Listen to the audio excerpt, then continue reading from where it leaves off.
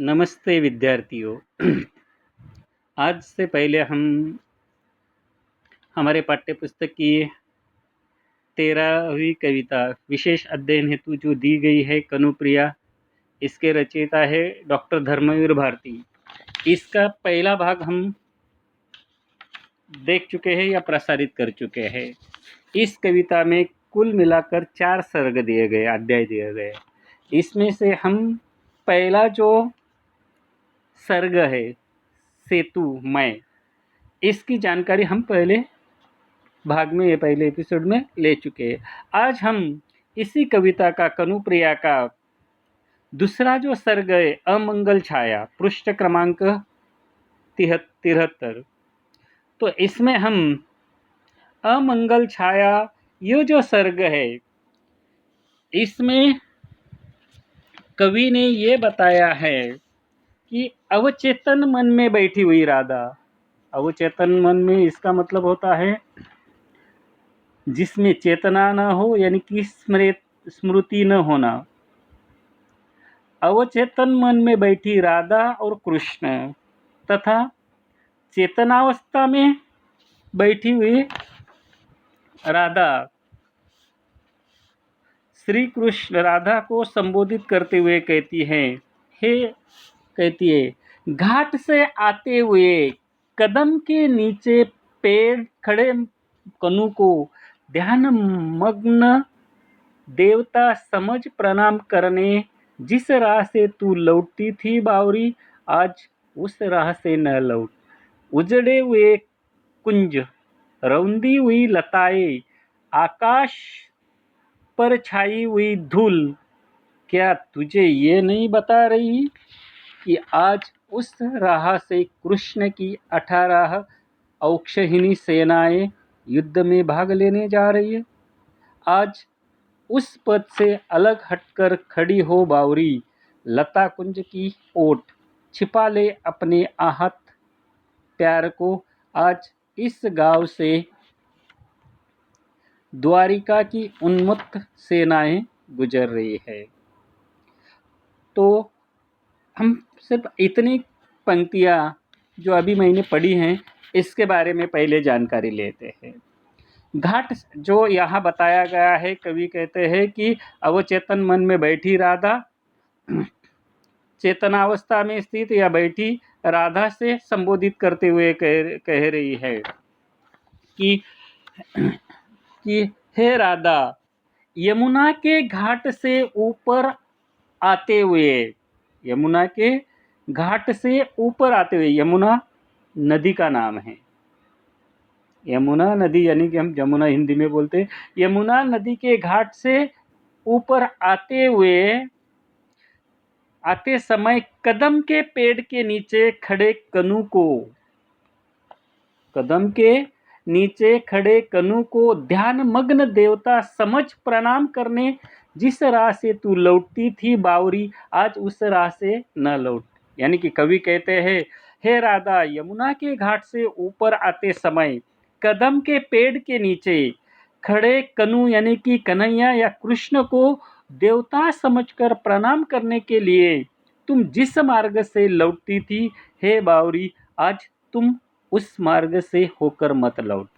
यह कदम, कदम का मतलब होता है एक सुंदर वृक्ष है, उसका नाम है कदम।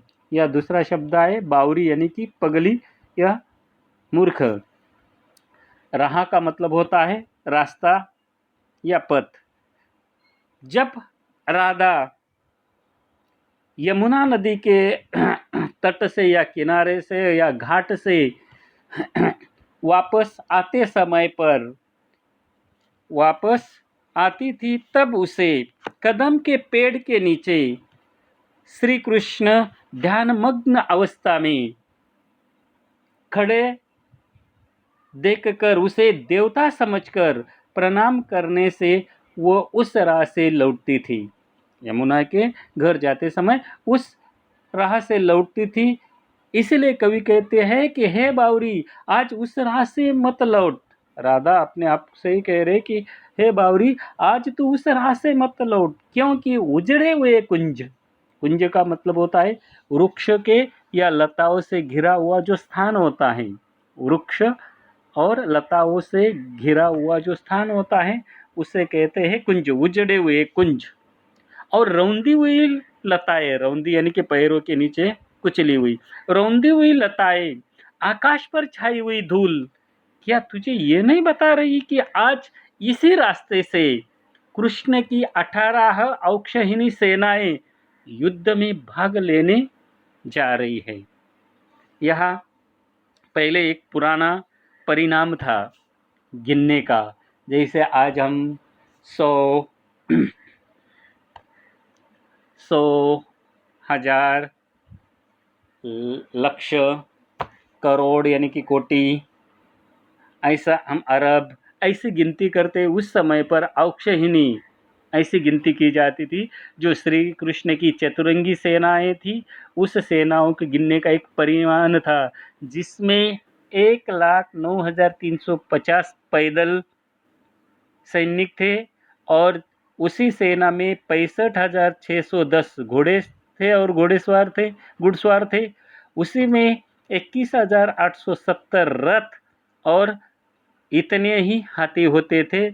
इसे 18 औक्षणी सेनाएं कहते थे। तो अवचेतन यानी कि जो स्मृतिहीन राधा यानी कि बेहोश में बैठी हुई राधा अपने होश में आने वाली राधा से संबोधित करते हैं कि घाट से नदी, यमुना नदी के घाट से ऊपर आते हुए वहाँ जो तुम्हें कदम का पेड़ था, उसके नीचे श्री कृष्ण को हमेशा तुम खड़े देखती थी ध्यानमग्न, और उसे तुम देवता समझकर प्रणाम करके उसी रास्ते से तुम लौटती थी। लेकिन मूर्ख, हे बावरी, हे पगली, आज उस रास्ते से मत लौट, क्योंकि उजड़े हुए ये लताओं के कुंज या रौंदी हुई लताएं और आकाश में उड़ती हुई ये धूल या छाई हुई धूल, क्या तुम्हें ये नहीं बता रही है कि आज इसी रास्ते से भगवान कृष्ण की 18 औक्षणी सेनाएं जो कुरुक्षेत्र में, जहां पांडवों का और कौरवों का युद्ध होने जा रहा है, इस युद्ध में भाग लेने जा रही है। और इसी तरह राधा कहती है, आज उस पद से अलग हटकर खड़ी हो बावरी, उस पद से अलग हटकर खड़ी हो बावरी, लता कुंज की ओट छिपा ले अपने आहत को, आज इस गांव से द्वारिका की युद्धोन्मुक्त सेनाएं गुजर रही। क्या कह रहे हैं कवि? यह बताना चाहते हैं कि ये उजड़े हुए कुंज और रौंदी हुई लताएं, आकाश में छाए हुए धूल, क्या तुम्हें ये आभास नहीं दे रहे हैं कि आज उस मार्ग से कृष्ण भगवान की 18 औक्षहिणी सेनाएं युद्ध में भाग लेने जा रही है? हे बावरी, आज तू उस मार्ग से दूर हटकर खड़ी हो जा, ये लता कुंज की ओट में अपने घायल प्यार को छिपा ले, क्योंकि आज इस गांव से द्वारिका की उन्मत्त सेनाएं या मदांत सेनाएं युद्ध के लिए जा रही है। क्या कह रही है राधा कि आज इसी पथ का मतलब होता है रास्ता या राह, आज उसी राह से अलग हटकर तुम अलग खड़ी हो जा।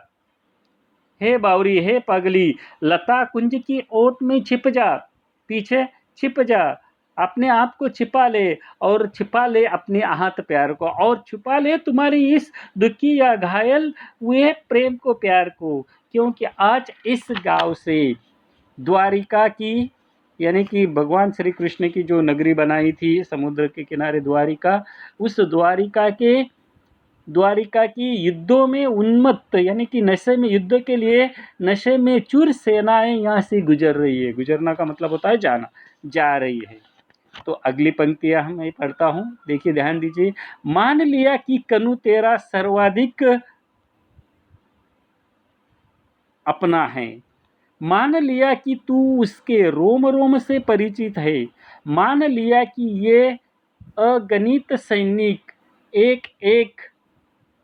एक एक अनगिनत सैनिक उसके है, पर जान रख कि ये तुझे बिल्कुल नहीं जानते।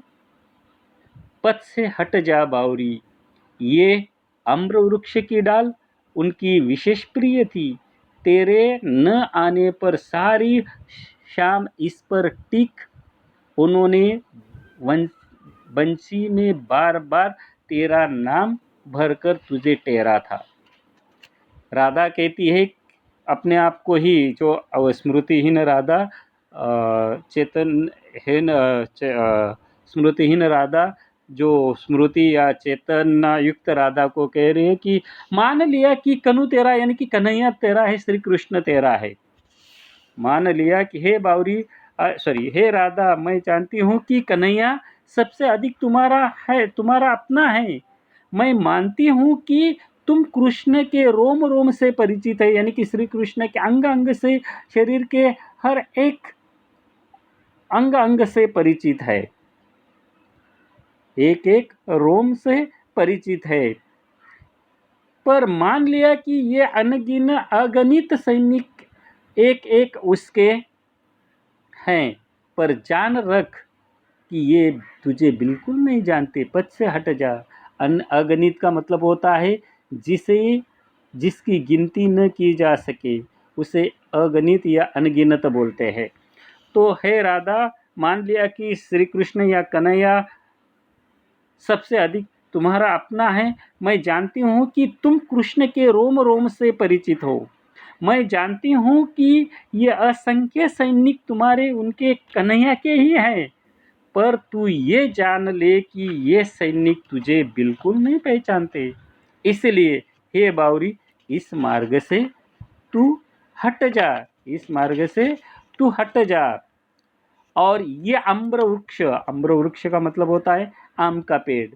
ये अम्र वृक्ष की जो डाल है, आम के पेड़ की जो डाल है, उनकी विशेष प्रिय थी श्री कृष्ण को। श्री कृष्ण की बहुत प्यारी डाल थी है, ये बहुत प्यारी डाल थी।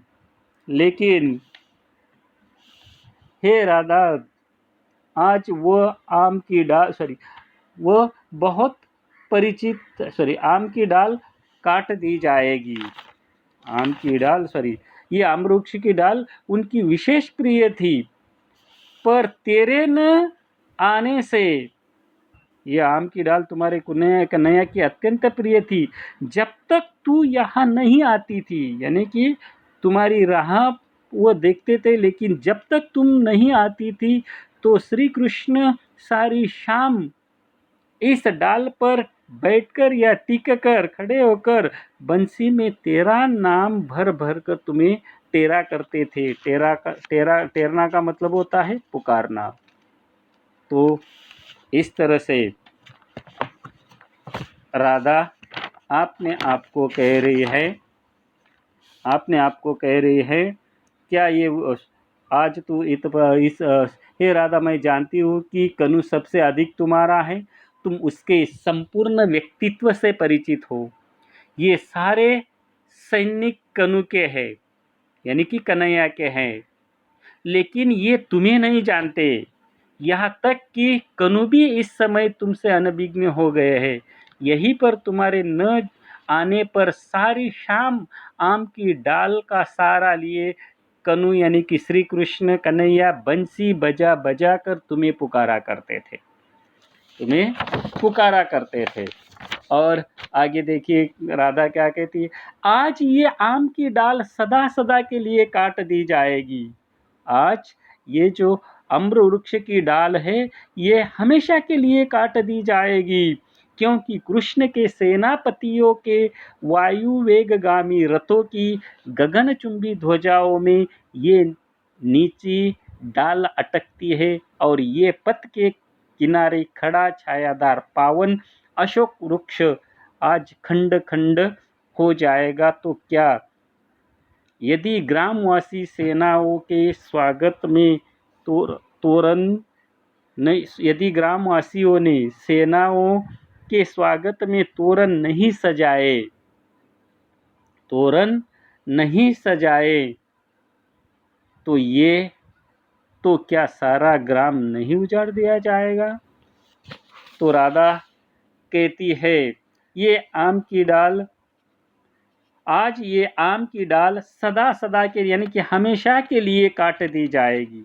इसका कारण यह है कि यहाँ से जो श्री कृष्ण की सेनाएं गुजरने वाली हैं, उनके जो सेना के सेनापति हैं, उनके तेज गति वाले रथों की ऊंची ऊंची पताकाओं में ये डाल उलझती है, अटकती है। इतना ही नहीं, रास्ते के किनारे ये जो छायादार पवित्र, पावन का मतलब होता है पवित्र, अशोक का पेड़ भी आज टुकड़े टुकड़े कर दिया जा सकता है। अगर इस गांव के लोगों ने सेनाओं के स्वागत में इस वृक्ष पत्तियों के तोरण नहीं बनाए तो शायद ये गांव उजाड़ दिया जाएगा, शायद ये गांव उजाड़ दिया जाएगा। यह शब्द है आए हुए, देखिए, वायु वेगगामी। वायु वेगगामी का मतलब होता है हवा की गति से चलने वाले। सेनापति का जो घोड़े वगैरह है वो वायु वेगगामी रथ की गति, तेज गति से चलती। गगनचुंबी, गगनचुंबी का मतलब होता है आकाश को छूने वाली, बहुत बड़ी।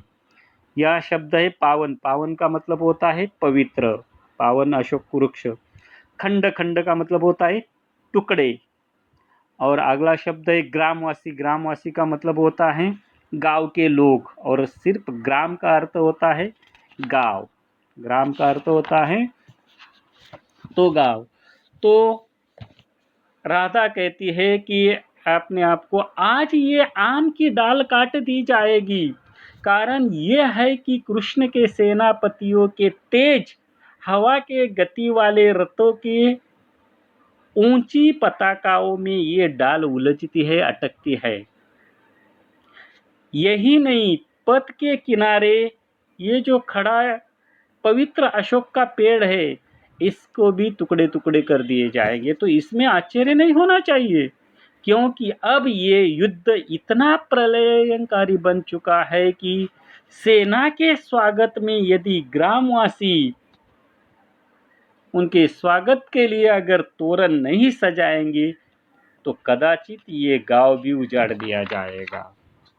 तो राधा फिर देखिए अगले इसमें क्या, सर्ग की पंक्तियों में क्या कहते हैं, राधा क्या कहती है अपने आप को, स्मृतिहीन राधा यानी कि अवचेतन राधा चेतना वाली राधा से संबोधित करती है।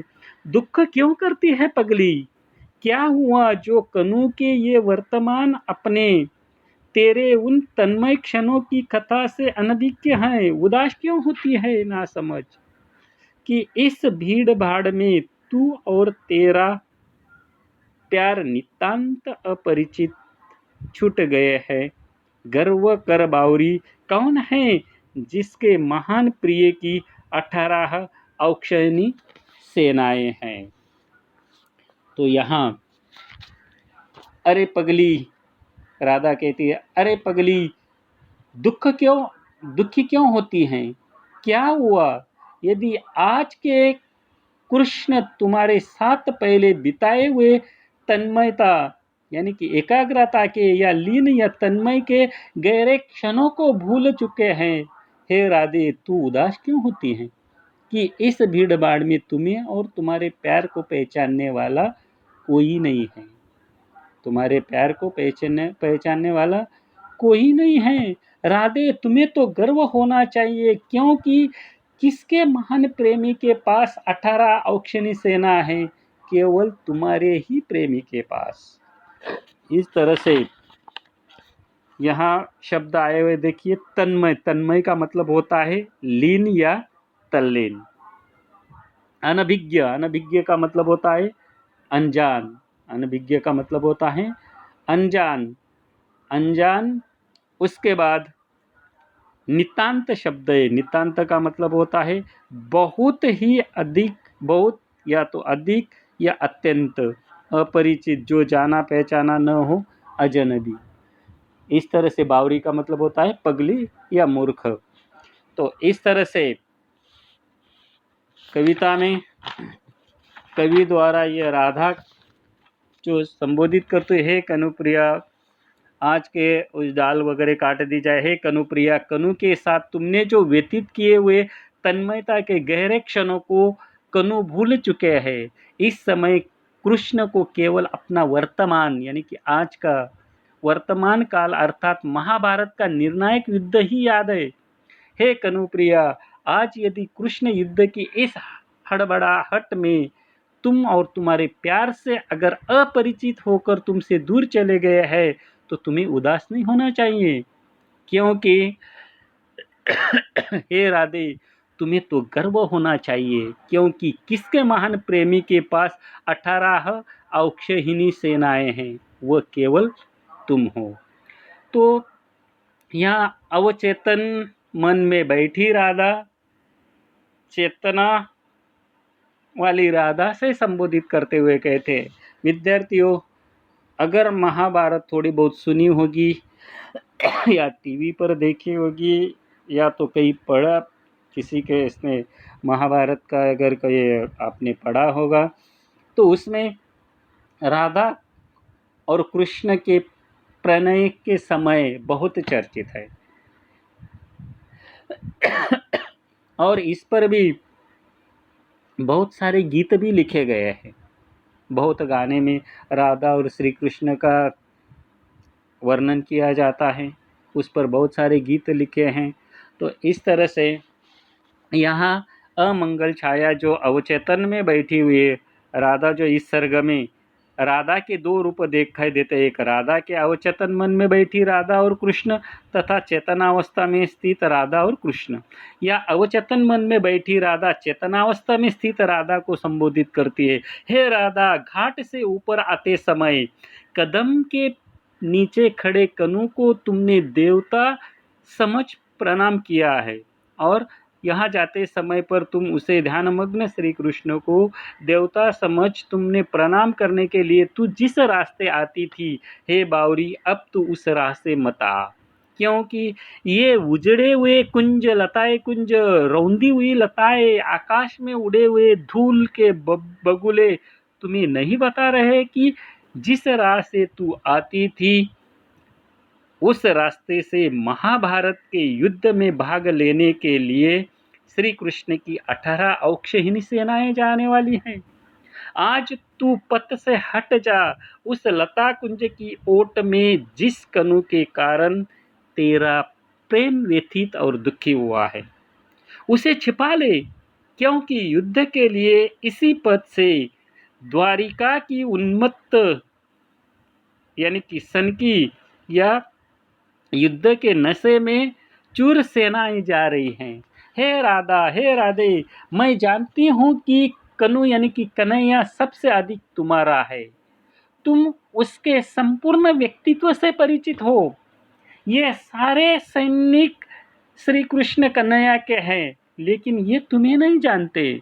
यहाँ तक कि श्री कृष्ण कन्हैया भी इस समय तुमसे अनभिज्ञ अनजान हो गए हैं। यही पर तुम्हारे न आने पर सारी शाम आम की डाल का सहारा लिए कनु बंसी बजा बजा कर तुम्हें पुकारा करते थे। लेकिन आज ये महाभारत का युद्ध में भाग लेने जा रही सेनाएं और कृष्ण भी, जो इस युद्ध के या महाभारत के महानायक हैं, आज वो निर्णायक युद्ध के लिए उनकी सेनाएं जा रही, आज वो तुमसे पूरी तरह से भूल गए हैं या अनजान बन गए हैं।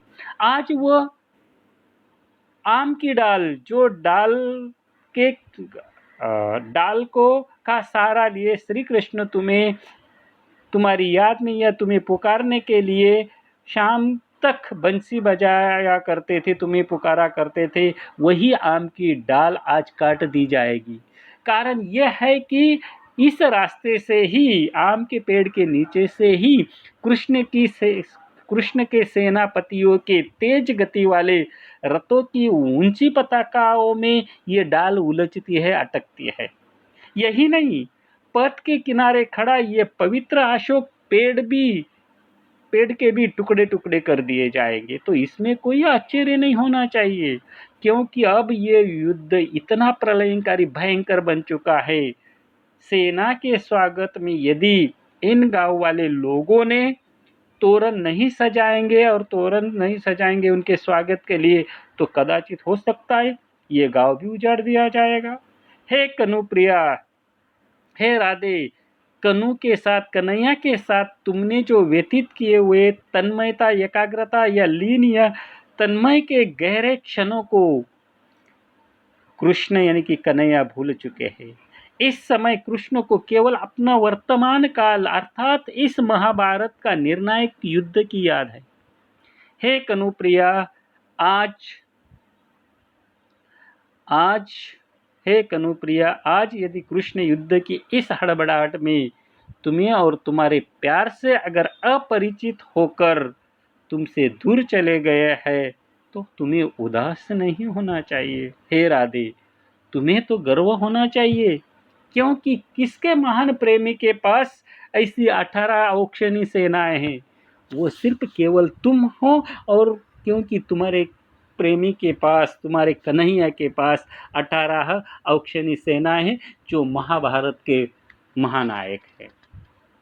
इसलिए कवि ने इस सर्ग में राधा की दोनों स्थितियों का वर्णन किया है। विद्यार्थियों, आज के लिए हम यही रुकते। आज का यह एक दूसरा अमंगल छाया का जो सर्ग दिया गया है, ये सर्ग यहीं पर समाप्त होता है। अगले जो सर्ग है, एक प्रश्न, वो अगले लेक्चर में देखेंगे। तो विद्यार्थियों, आज यही